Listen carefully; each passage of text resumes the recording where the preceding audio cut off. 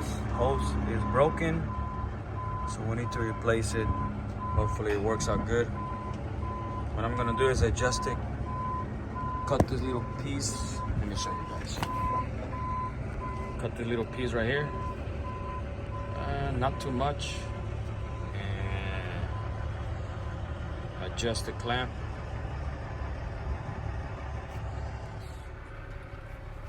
You cut this little piece right here, guys. Adjust the clamp,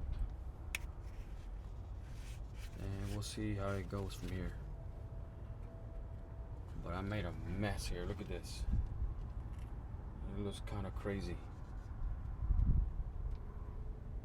So let's see how it goes.